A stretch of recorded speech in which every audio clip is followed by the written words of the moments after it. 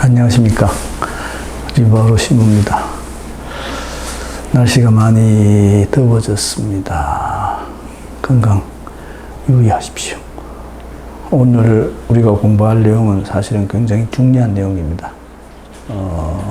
성경은 예루살렘 종교회의 그렇게 이야기하고 있고, 교회 역사에서는 1차 공의회 이렇게 표현을 하기도 합니다. 그러니까 공의회라는 그 용어 자체가 이 보편교회 전체에 어떤 해결해야 될 현안이 생겼을 때 그 현안을 해결하기 위해서 교회의 대표 식구들이 모여서 그 현안에 대한 해결책을 제시하는 것, 그게 공의회입니다. 이때까지 교회의 많은 차례의 공의회, 그 교회가 공식적으로 인정하는 공의회, 보편교회 전체가 모여서 하는 공의회가 18차례 정도 있었는데, 최근에 있었던 공의회가 2차 바티칸 공의회라는 겁니다. 그리고 그 공의회가 아니고 지역 교회의 현안을 같이 해결하기 위해서 모이는 회의를 시노드라고 표현을 합니다. 그래서 얼마 전에 우리가 시노드를 했었죠. 그래서 그 시노드 속에서 우리가 2차 바티칸 공의회의 가르침을 어떻게 더 현실에 맞게 구현할 수 있느냐, 이런 것들에 대해서 많이 연구를 했던 겁니다. 또 이렇게 공의회와 시노드 이렇게 구별이 되는데, 그런 회의를 교회가 생기고 얼마 되지 않아서 그런 회의의 필요성을 느꼈다는 겁니다.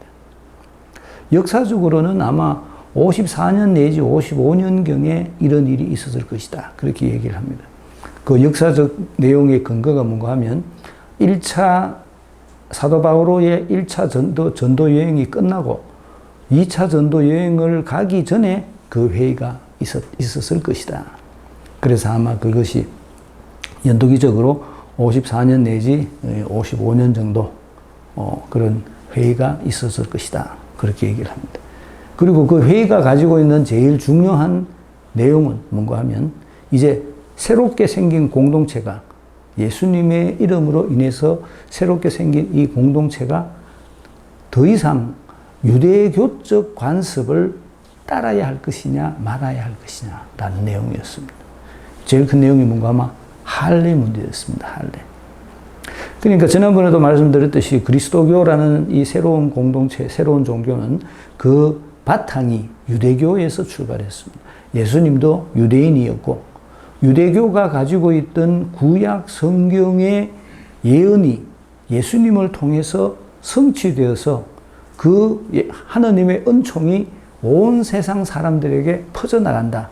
이것이 이 새로운 공동체가 주장하고 있는 내용입니다. 그렇지만 유대교라는 이 종교는 유대민족이라는 그 민족성 안에서 가질 수 있는 폐쇄성, 그 폐쇄성 속에서 자랐다고 제가 말씀을 드렸습니다. 그래서 교인이 되기 위해서는 자기가 물론 유대교로 개종할 수도 있지만, 유대교로 개종하기 전에 근본적으로 유대인인 사람은 유대교를 자동으로 믿게 되는 겁니다. 물론 유대교가 아닌 다른 지역에 사는 사람들 중에 유대교로 개종하는 사람도 있지만, 그 사람들이 유대교로 개종하고 또 굳이 뭐 유대인의 어떤 그 국적이라고 표현해야 되나, 그 유대인이라는 어떤 그 증명서를 가지지 않아도 되기는 하지만, 유대교로 개종을 한다 하더라도 그 사람들이 가지고 있는 유대교로서의 가장 큰 특징이 할례라는 겁니다. 네가 할례를 받고 율법을 지키고, 여기 유대교가 가지고 있는 가장 큰 전통성. 그리고 지난번 고르넬리오 할 때 봤었듯이 유대인들은 이민족들, 유대인이 아닌 다른 민족, 유대교를 믿지 않는 다른 사람들과는 식사도 같이 하지 않습니다. 이런 폐쇄성 속에 있는 이 유대교, 그 중에서도 특히 문제가 되는 것이 할례. 이 할례를 새로 이 예수님으로 인해서 탄생한 이 새로운 종교를 믿는 공동체의 새로운 식구들에게 이 할례를 강요해야 되느냐 말아야 되느냐의 문제입니다.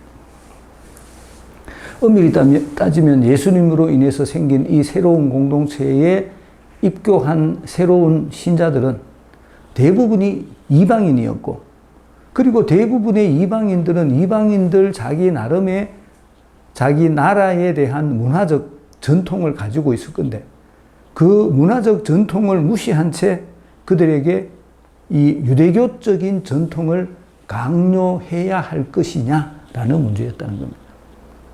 사도 바오로는 그 부분에 대해서 굉장히 반발합니다. 그래서 사도 바오로가 예루살렘에 가서 사도들과 함께 이 문제에 대해서 토론해 보겠다, 그렇게 이야기를 했던 겁니다. 그래서 사도 바오로가 예루살렘에 가서 사도들과 함께 이 문제를 다루기 시작했습니다. 그것을 예루살렘 회의 이렇게 얘기를 합니다. 결론은 이방인들에게 우리가 유대교적 전통을 강요할 수 없다라는 거죠. 당연한 얘기죠. 만약에 새로운 종교, 그리스도교 예수님에 의해서 생긴 이 새로운 종교가 유대교적 전통의 그 울타리를 벗어나지 못한다면 유대교가 될 수밖에 없습니다. 그런데 이 예수님께서 만든 새로운 종교는 유대교가 아니거든요. 유대교를 뛰어넘어서 이제 온 세상 모든 사람들에게 퍼져나가야 될 복음인데, 그 진정한 의미에서의 복음을 유대교라는 작은 울타리 속에 다시 가둘 수는 없었던 겁니다. 그렇기 때문에 필연적으로 이 새로운 종교는 유대교적 전통을 거부할 수밖에 없습니다. 그래서 그렇게 하기로 결심을, 회의를 마쳤다.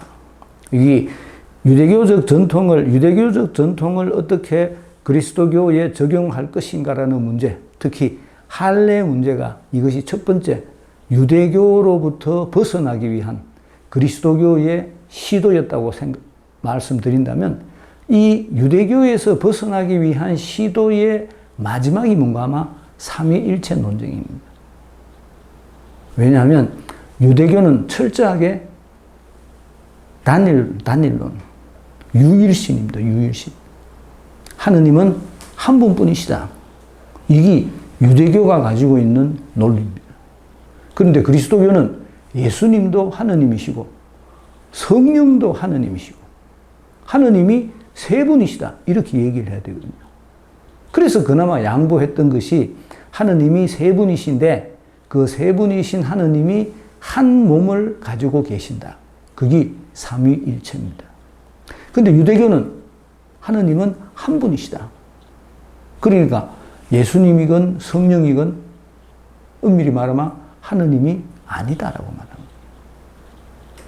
이 개념 속에는 그리스적 개념, 나중에 뭐 기회가 있으면 다시 보겠습니다만, 그리스적인 개념이 굉장히 많이 도입이 됩니다.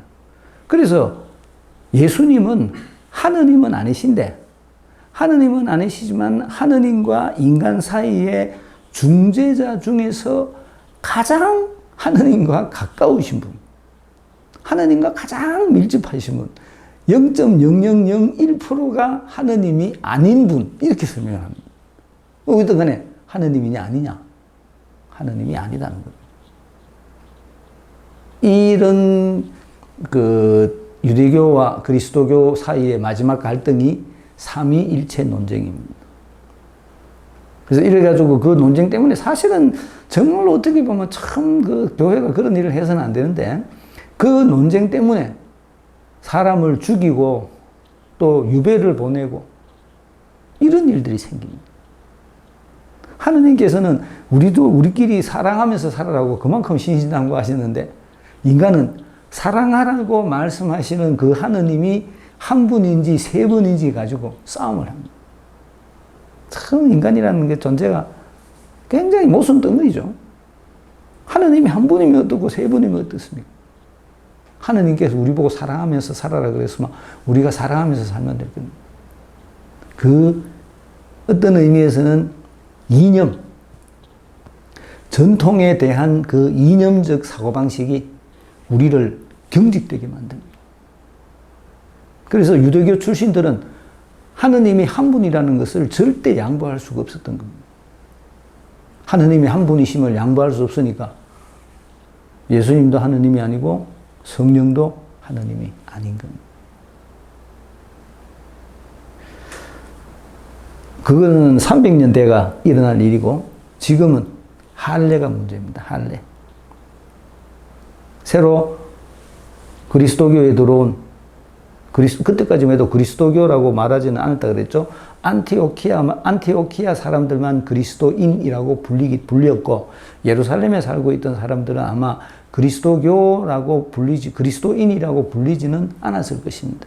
왜냐하면 예루살렘은 유대교적 경향이 너무나 세기 때문에 유대교의 본고장이잖아요. 유대교의 본고장에서 이제 새로 생긴 이 새로운 종교가 별로 큰 힘을 발휘하지 못했을 겁니다. 우리가 베드로, 바오로 추기를 같이 지냈는데 왜 베드로가 로마까지 가서 순교했을까? 역사적으로는 확실한 게 없습니다. 사실은 다만 어떤 그 소설에 나오고 또 뭐 어떤 전설에 의해서 베드로가 로마에 가서 순교했다고 그렇게 이야기가 나오지만 어쨌든 간에 예루살렘에 있는 베드로가 로마로 갈 수밖에 없었던 시대적 배경을 우리가 생각을 해야 됩니다. 왜냐하면 그리스도교가 새로운 종교가 유대교라는 틀 안에서 더 이상 공존할 수 없이 유대교로부터 벗어나서 독자성을 확보해야 되는 일이 생긴 것처럼 이 새로운 종교가 더 이상 예루살렘이라는 유대인들의 본거지에 머물 수가 없었던 겁니다. 그래서 과감하게 유대교를 버리고 그 당시 온 세상의 수도인 로마로 갈 수밖에 없었던 겁니다. 로마로 감으로써 이 새로운 종교, 그리스도교가 온 세상 모든 사람들의 종교가 될 수 있었던 겁니다. 예수님이 진짜 모든 사람들의 임금이 될 수가 있게 된 겁니다. 그런 시대적 배경이 있는 것처럼 오늘 할례에 대한 얘기도 그런 그리스도교가 새로운 종교가 유대교로부터 벗어나기 위한 첫 번째 과감한 결단 이렇게 이해하시면 되겠습니다. 이 결단을 통해서 이제 그리스도교는 더 많이 이방인들에게 전해지게 됩니다.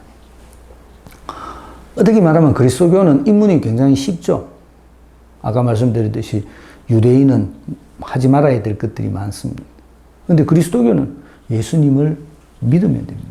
예수님을 주님이라고 고백하고 내가 예수님의 이름으로 세례를 받고 성령의 은사로 하나님의 일을 하고 뭐 그런 간단한 일을 하면 됩니다. 아까 잠시 내가 유튜브 그 동영상을 하나 봤는데 재밌는 내용이 있었는데 그때 그까지 맞는가 몰라요. 뭐 재혼이라 하더라. 그래서 그랬을 수도 있겠다 생각했는데 상주 있잖아요. 상주, 경북 상주. 경북 상주에서 또 한참을 들어가서 무슨 면, 무슨 리 아주 꼴짝이 그렇게 상주의 5일장에 그 장보러 차를 타고 나온다고 그러니까 그 상주라는 곳이 사실은 굉장히 산골이 많은 동네거든요. 그리고 그 상주에 사는데 그 부인이 새로 재혼한 전 부인은 돌아가셔가지고 사별하고 새로 만난 부인이 우즈베키스탄 사람이랍니다. 그런데 그 우즈베키스탄 사람도 한번 결혼을 했었던 모양입니다. 뭐 그건 문제가 되는 건 아니지만 그런데 이 우즈베키스탄 사람이니까 당연히 무슬림이죠. 그래서 하루에 5번씩 기도를 합니다. 농사를 짓다가도 밀가루 포대 깔아놓고 절을 해야 됩니다. 근데 재밌는 거는 남편이 그 부인이 예뻐서 그랬는지 가정의 평화를 위해서 그랬는지는 몰라도 남편이 무슬림으로 개종을 합니다. 그러니까 이 아내가 무슬림으로 개종한 남편에게 요구한 게 세 가지가 있는데, 담배 피지 마라, 술 먹지 마라, 돼지고기 먹지 마라. 한국 사람들이 다 좋아하는 거죠. 근데 요거를 지키라고 얘기를 합니다. 처음에 금방은 안 되지만 어쨌든 간에 지키라고 얘기를 합니다. 그래서 남편이 그 면사무소에 있는데 회의를 가는데, 회의를 갈 때 신신당부를 합니다. 담배 피지 마라, 술 먹지 마라, 돼지고기 먹지 마라.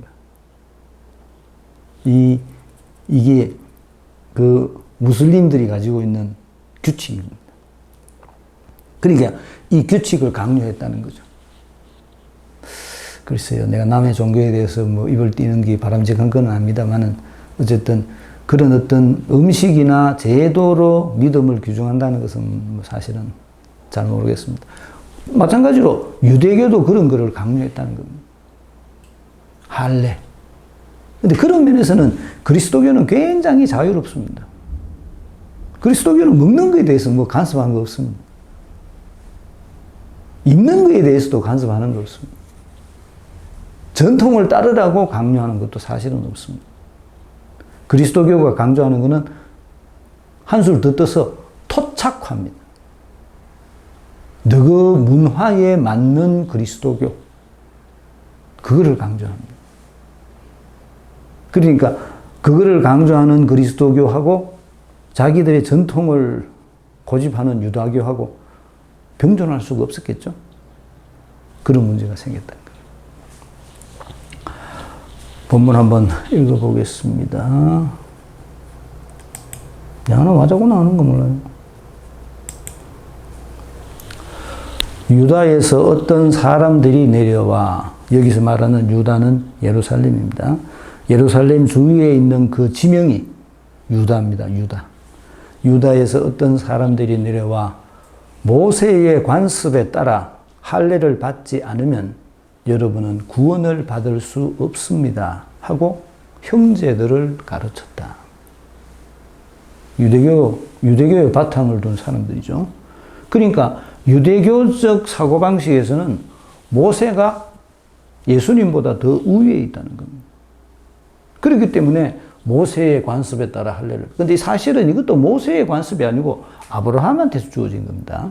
아브라함에게 하나님께서 주신 할례의 표시. 모세의 관습에 따라 할례를 받지 않으면 여러분은 구원을 받을 수 없습니다 하고 형제들을 가르쳤다. 그리하여 바오로와 바르나바 두 사람과 그들 사이에 적지 않은 분쟁과 논란이 일어나, 당연한 얘기겠죠. 전통 유대교적 바탕에서 새로운 종교를 보는 시선하고 새로운 종교가 예수님께서 우리들에게 주신 완전한 자유라는 관점에서 바라보는 시선하고는 부딪힐 수밖에 없습니다. 그 문제 때문에 바오로와 바르나바와 신자들 가운데 다른 몇 사람이, 대표겠죠, 예루살렘에 있는 사도들과 원로들에게 올라가기로 하였다. 사도라는 이해가 되지만 여기서 말하는 원로들은 우리 식으로 말하면 본당 사목위원 정도, 뭐 그렇게 될 겁니다. 예. 왜냐하면 그 공의회라는 것 자체가 사실은 카운실, 그 회의거든요. 회의. 사무회의가 카운실입니다. 이렇게 안티오키아 교회에서 파견된 그들은 페니키아와 사마리아를 거쳐가면서 이제 위에서 밑으로 내려오는 겁니다. 안티오키아가 저 위쪽에 있다 그랬죠. 시리아 쪽에 있다 그랬죠. 이렇게 페니키아 해안 쪽으로 왔던 말입니다. 그래서 페니키아, 그리고 내륙 쪽으로 들어오면 사마리아. 다른 민족들이 하느님께 돌아선 이야기를 해주어 모든 형제에게 큰 기쁨을 주었다. 누구에게? 다른 민족들이. 그리스도교가 이제 더 이상 유대인만의 그리스도교가 아니라는 겁니다. 유대교는 유대인들의 종교지만 그리스도교는 더 이상 그 민족성이 유대인이라는 데 묶여 있지 않다는 겁니다. 모든 사람들의 종교가 됐다는 겁니다. 모든 사람들. 예수님을 주님으로 받아들이는 모든 사람들의 종교가 됐다. 그 얘기입니다. 그들은 예루살렘에 도착하여 교회와 사도들과 원로들의 영접을 받고, 여기서 말하는 교회는 공동체죠. 본당, 성당 말합니다. 하느님께서 자기들과 함께 해주신 모든 일을 보고하였다. 제일 먼저 하는 일이 항상 보고를 합니다. 우리가 이런 선교의 결과를 이루었습니다. 우리가 예수님의 복음을 이렇게 전했습니다. 우리가 이렇게 예수님을 증언했습니다. 그런 얘기죠. 그런데 바리사이파에 속하였다가 믿게 된 사람 몇이 나서서 그들에게 할례를 베풀고 또 모세의 율법을 지키라고 명령해야 합니다. 하고 말하였다. 출신 성분이 나옵니다. 바리사이파에 속하였다가. 그러니까 율법에 정통한 사람들입니다. 서민이면서 율법에 정통한 사람이 바리사이파입니다. 바오로도 바리사이파 출신입니다. 그래서 바리사이파 사람들 중에 그런 사람들이 할례를 베풀어야 된다. 할례. 그리고 율법을 지키라고 해야 된다. 그러면 예수님의 가르침 어디로 갑니까? 그렇게 되죠. 예수님의 가르침, 그리스도교라는 정체성이 없어지는 겁니다. 무엇으로 인해서? 관습으로 인해서. 유대교적 관습, 율법과 할례라는 유대교적 관습입니다. 이 관습, 이 유대교적 관습이 복음을 능가하게 된다는 겁니다. 그래가지고는 새로운 종교가 자기 새로운 종교로서의 이 주체성을 찾을 수가 없겠죠. 사실은 당연히 안 되는 이야기를 하고 있는 겁니다. 사실은 우리 본당 내에서도 어떤 신자들 중에서 정말로 말도 안 되는 소리를 하는 사람들이 굉장히 많습니다. 자기 것만 주장하려고 하는 사람, 자기 것만. 폐쇄적인 사람. 자기 생각만 옳고, 자기가 가지고 있는 종교적 신심만 옳고, 그리고 자기가 행하고 있는 종교적 행동만 옳고, 다른 거는 다 잘못됐다고 생각하는 사람. 복음은 무슨 의미가 있습니까, 그러면? 예수님의 가르침은 무슨 의미가 있습니까? 내가 가지고 있는 이 내 고정관념이 복음적 가치보다도 더 우위에 있습니까? 그러면 내가 복음을 따를 이유가 없죠. 그리스도교에 내가 참여할 이유가 없죠. 내 종교를 만들어야지, 내가 따로. 그런데 안타깝게도 이런 경향을 가진 사람들이 굉장히 많습니다. 믿음이 뭔지, 진짜 믿음이 뭔지를 모르는 거죠. 믿음의 의미가 진짜 뭔지를 모르기 때문에 자기가 혼자 추구하고 자기가 혼자 생각하고 자기가 혼자 마음속으로 담아두고 있는 그런 행동을 하는 것이 믿는 일이라고 자기는 생각을 하는 거예요. 복음하고 아무 상관없이. 바리사이들하고 똑같습니다. 형식주의자가 이렇게 됐다는 거죠. 사도들과 원로들이 이 문제를 검토하려고 모였다. 그래서 회의를 합니다.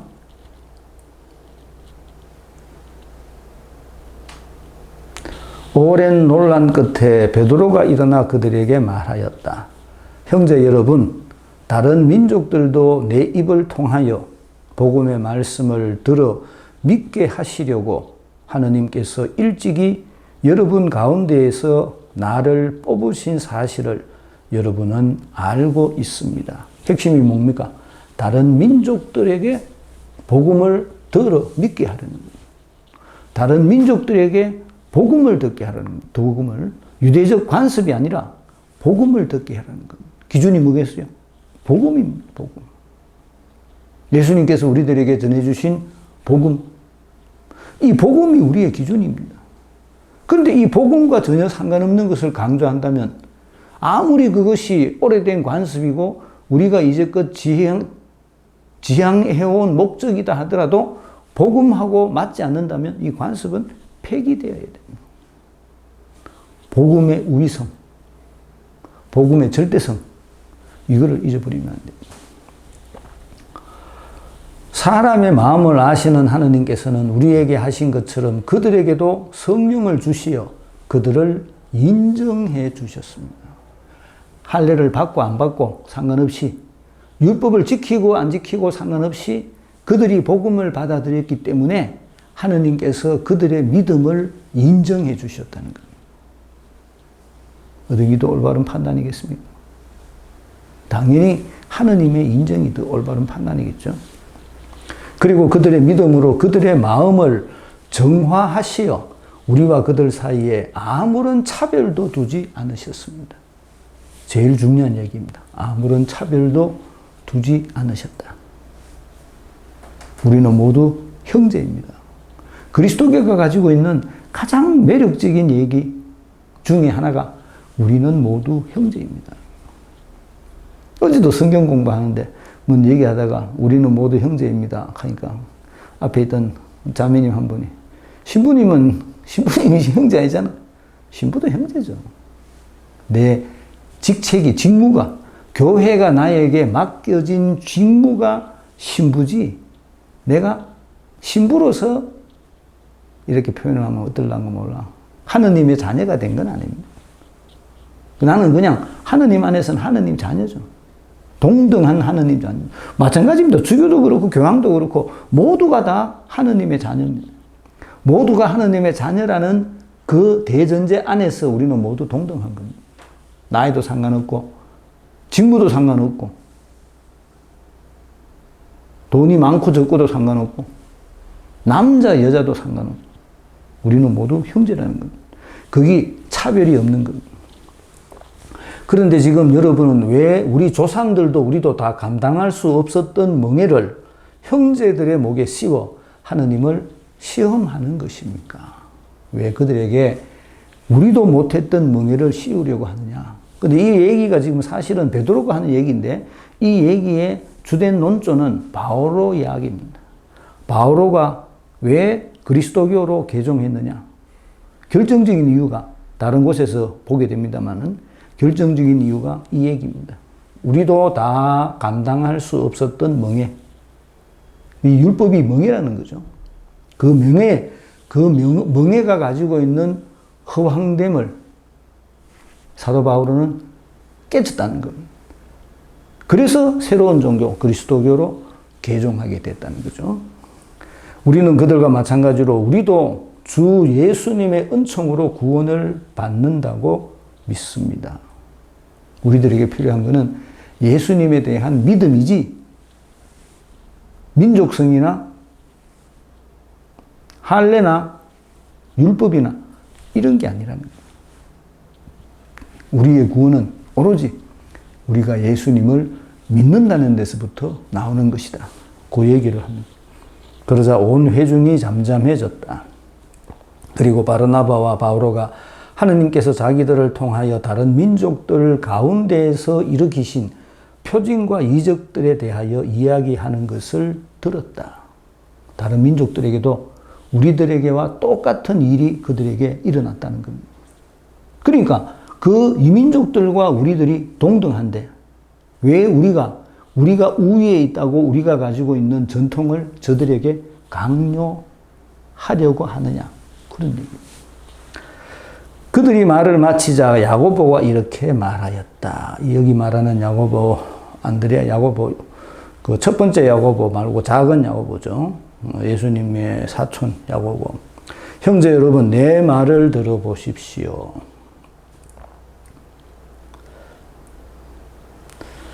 하느님께서 처음에 다른 민족들 가운데에서 당신의 이름을 위한 백성을 모으시려고 어떻게 배려하셨는지 시몬이 이야기해 주었습니다.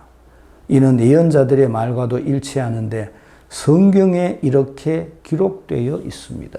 사실은 이 야고보, 지금 발언하고 있는 이 야고보는 굉장히 보수적인 성향을 가진 그 율법적인 그 유대교적인 견해를 가지고 있는 사람이었었는데 지금 여기서 이 유대교를 변호하지 않고 새로운 종교를 변호한, 그래서 다른 사람들에게 좀 놀람을 줬던 그런 사건입니다.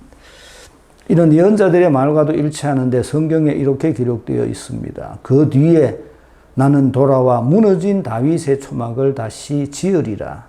그곳에 허물어진 것들을 다시 지어 그 초막을 바로 세우리라. 무너졌던 공동체를 다시 세운다는 뜻입니다. 그리하여 나머지 다른 사람들도 내 이름으로 불리는 다른 모든 민족들도 주님을 찾게 되리라.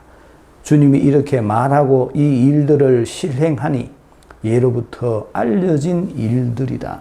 예언서에 그렇게 나와 있다는 겁니다. 이민족들의 하느님, 이민족들도 하느님을 믿게 될 것이다라고 그렇게 분명히 기록되어 있다는 겁니다. 그렇기 때문에 놀라운 일이 아니라는 얘기죠.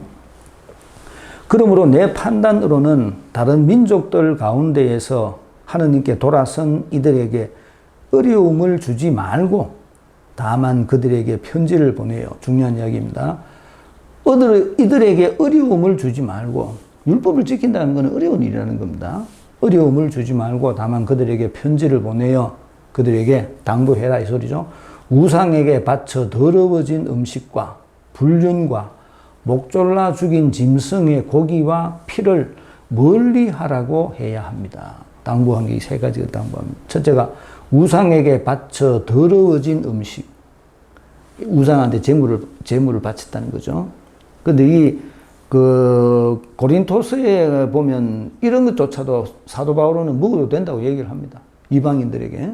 근데 혹시 유대교 출신 사람들이 있을 때는 그 유대교 출신 형제가 우리가 먹는 게 스캔들이 될 수 있으니까 유대교 출신 형제가 있을 때는 먹지 말아라. 근데 우상에게 바쳐진 음식을 먹는다고 해서 그게 우상한테 갔던 게 돌아오는 건 아니지 않느냐 이런 얘기합니다. 왜 이런 얘기가 왜 가능한가 하면 옛날에 요즘도 마찬가지입니다만 우리가 성당은 다 헌금 돈을 내니까 상관이 없지만 다른 데는 돈으로 뭔가를 사가 가지고 가거든요. 그 참 웃기는 얘기인데 갓바위에 가면 그 쌀 이렇게 붓는 데가 있죠. 쌀을 부으면 이 통으로 해가 밑으로 샥 내려가 저 밑에가 또 다시 또 푸대에 또 묶어가지고 그걸 또 올라가가지고 판답니다. 그냥 돈을 헌금하면 될 건데 왜 그걸 그렇게 바꿔가 그걸 쌀을 그게 또 정성이 있다고 생각했는가 어떤 간에 무슨 내가 하느님을 위해서라든지 다른 신을 위해서라든지 뭔가 이 제사상을 한 끗 딱 차렸다는 거죠. 제사상을 한 끗 딱 차리가 내가 제사를 다 지내고 나면 이 제사상을 많은 경우에 대부분의 경우에는 그 제사를 지낸 제주 그 제주가 그 음식을 자기 수입으로 가지고 가는 겁니다. 그리고 자기가 다 먹을 수가 없잖아요. 그래서 그 음식을 시장에 내다 팝니다. 그렇기 때문에 이런 얘기를 하는 겁니다. 그래서 우상에게 바친 재물, 제주가 제사 지내고 남은 음식이라는 것을 밝히고 그걸 팝니다. 값이 좀 쌌던가 어쨌든 어떤 사람은 그게 또 복 받는다고 그런 것만을 찾는 사람도 있다고 얘기를 하고 있죠. 우리 보통 우리 제사 때 밥 먹는 거 밥 같이 먹잖아요. 그런 얘기들입니다. 불륜은 하지 마라 그랬죠. 목졸라 죽인 짐승의 고기와 피를 멀리하라고 해야 합니다. 왜 목졸라 죽인 짐승의 고기와 피겠어요? 목졸라 죽이면 뭔가가 이 순환이 잘 안 돼가지고 병이 걸리기 쉽다고 그렇게 설명을 합니다. 단순히 목을 졸라 죽이는 게 아니고 그럼 어떻게 해야 돼요? 보통 졸라서 안 죽이고 상처를 내죠. 피를 빼죠. 피가 가지고 우리는 선지 이런 거 먹는데 이 사람들은 피로 만든 음식은 유대인들은 안 먹습니다. 다른 민족들은 먹죠.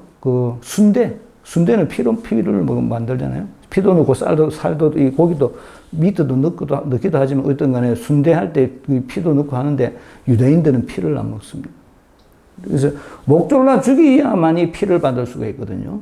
목을 따면 피가 다 쏟게 나가잖아요. 그렇죠? 그런 개념입니다. 사실 예로부터 각 고을에는 안식일마다 회당에서 모세의 율법을 봉독하며 선포하는 이들이 있었습니다. 됐습니다. 그런 사람들이 있었기 때문에 그거를 믿으려고 하면 유대교를 믿지 그리스도교를 믿어서는 안 된다. 그렇게 이야기를 하는 겁니다. 문제풀이 하겠습니다. 24가 예루살렘 회의 15장 1절에서 21절 할례를 받으라야 그 일로 분쟁이 예루살렘으로 큰 결실을 보고 베드로의 바른 성령을 주시어 인정해 주셨다. 차별이 없다. 쭉 그렇게 여러 가지 요약해 놨습니다. 1번 유다에서 온 사람이 형제들에게 요구한 것은 무엇이었습니까? 사람들이 형제에게 온 할례를 받아라 그랬다. 할례를 받아야만이 구원받을 수 있다. 여기서 말하는 구원이라는 것은 하느님 안에 들어가는 거죠. 하느님 안에. 근데 네가 할례를 안 받으면 너는 부정한 사람입니다. 부정한 사람. 그래서 하나님한테 갈 수 없는 겁니다. 그래서 네가 의로운 사람이 되려면 할례를 받아야 된다는 얘기입니다. 2번, 그 분쟁은 안티오키아 교회가 어떤 행동을 하도록 만들었습니까? 그리하여 적지 않은 분쟁과 논란이 일어났고 그 결과로 바오로와 바르나바와 신자 대표가 예루살렘에 있는 사도들과 원로들에게 가서 그 문제를 논의하기로 하였다. 여기 핵심입니다. 이 일로 인해 가지고 그들이 예루살렘에 가서 사도들과 원로들과 이 문제에 대해서 논의하게 되었다. 첫 번째 회의가 생겼다는 거죠. 3번, 그들이 예루살렘에서 가장 먼저 한 일은 무엇이었습니까? 먼저 다른 민족들이 그들이 예루살렘에 도착하여 영접을 받고 하느님께서 자기들과 함께 해주신 모든 일을 보고하였다. 보고했다 그랬죠? 내가 항상 어느 모임에 가면 제일 먼저 하는 일이 보고하는 일입니다. 하느님께서 나를 통해서 이런 일을 하셨습니다. 4번, 할례를 강조하는 자들의 배경은 무엇이었다고 말합니까? 바리사이파에 속해 있다가 믿게 된 사람, 바리사이파에 속해 있다가 믿게 된 사람이니까 유다인 출신이죠. 유다인 출신 중에서도 특히 바리사이파 출신들이 이 율법을 강조했다는 겁니다. 5번, 베드로는 자신의 권위를 어떻게 설명합니까? 다른 민족들도 내 입을 통하여 복음의 말씀을 믿게 하시려고 하느님께서 일찍이 여러분 가운데에서 나를 뽑으셨다. 하느님께서 나를 뽑으셨다는 거죠. 여러분 가운데에서 하느님께서 나를 뽑았다는 거죠. 그러니까 내가 그만큼 하느님으로부터 뽑힌 사람으로서의 권위를 가지고 있다는 겁니다. 내 말이 그만큼 정통성이 있고 권위를 가지고 있는 말이라는 거죠. 내 권위가 바탕이 뭐다? 하느님이라는 겁니다. 하느님께서 우리 가운데서 나를 뽑아가, 그러니까 내가 그런 권위를 가지고 있다는 걸 얘기를 합니다. 8번, 하느님께서는 차별하시지 않으려 그들에게 무엇을 주셨습니까? 성령을 주시어 우리에게 하신 것처럼 그들에게도 성령을 주시어 그들을 인정해 주셨습니다. 우리들에게, 유대교 출신인 우리들에게 성령이 내려가 우리가 하느님의 일을 하도록 한 것처럼 이방인 출신인 그들에게도 성령이 내렸기 때문에 그들이 하고 있는 일이 하느님의 뜻이라는 겁니다. 근데 그 하느님의 뜻을 우리가 어떻게 인간적인 관습으로 거역할 수가 있느냐? 요 얘기를 하려고 하는 겁니다. 7번, 사람이 구원받을 수 있는 유일한 방법은 무엇이라고 합니까? 예수님의 은총으로 구원을 받는다고 믿습니다. 나는 예수님을 믿었기 때문에 구원을 받은 것이지 할례 율법을 지켰기 때문에 구원받은 것이 아니다. 이제 그리스도교가 유다교가 결별하는 겁니다. 결별. 이제 더 이상 이 그리스도교가 유다교에 속한 어떤 새로운 종교가 아니고 이제 두 교는 완전히 갈라지는 겁니다. 8번, 바르나바와 바오로 다음으로 누가 발언을 하였습니까? 야고보가 했다 그랬죠. 야고보가 그렇게 발언을 했습니다. 야고보가 이런 여러 가지 긴 이야기들을 합니다. 9번, 시몬이 그들에게 들려준 이야기는 무엇이었다고 말합니까? 아까 시몬이 이민족들에게서, 그죠? 베드로가 했다는 말이죠. 하느님께서 처음에 다른 민족들 가운데에서 당신의 이름을 위한 백성을 모으시려고 어떻게 배려하셨는지, 당신의 이름을 위한 백성을 모으시려고 배려했는 게 뭐라 그랬습니까? 아까 성령을 보내주셨고 이적이 일어나도록 했다는 겁니다. 그게 다른 민족들을 모으시기 위한 배려였다는 겁니다. 그런 배려가 우리들에게 있었던 거하고 똑같이 그들에게 일어났다는 거죠. 그런데 그 사람들이 어떻게 그들이 하느님의 뜻을 따르지 않는 사람이라고 말할 수 있겠냐는 얘기입니다. 10번, 야고보가 이방 신자들에게 요구한 세 가지는 무엇입니까? 우상에게 바쳐 더러워진 음식 먹지 마라. 다음에 불륜하지 마라. 목졸라 죽인 짐승의 고기와 피를 먹지 마라. 이렇게 세 가지를 야고보가 그들에게 당부하였습니다. 윗부분에 보면 바오로가 답변을 합니다. 그 세 가지는 우리가 항상 하지 말라고 얘기하는 거다. 그러니까 그들이 그것을 다 잘 지킬 것이다. 걱정하지 마라. 이제 그리스도교가 이 할례와 율법으로부터 자유로워집니다. 그리스도교는 이제 오로지 예수님을 믿는 사람, 내가 예수님을 믿는다. 예수님의 이름으로 세례를, 성부와 성자와 성령의 이름으로 세례를 받는다. 라는 말만으로도 내가 그리스도교 신앙이 될 수가 있게 됩니다. 그리스도교는 사실 아무런 이 음식에 대한 규제가 없습니다. 그리스도교는 아무런 행동에 대한 규제도 사실은 없습니다. 뭐 이 정도 우리가 알고 있는 그 정도 사실은 윤리적인 문제죠. 이건 윤리적인 문제입니다. 그리스도교는 행동에 대한 아무런 제재가 없습니다. 그리스도교는 하느님의 영의 이끄심에 따라 이 세상을 하느님의 나라로 바꾸어가는 종교입니다. 내가 속해 있는 그리스도교에 대해서 사실은 이 자부심을 가져도 됩니다. 마치겠습니다. 안녕히 계십시오.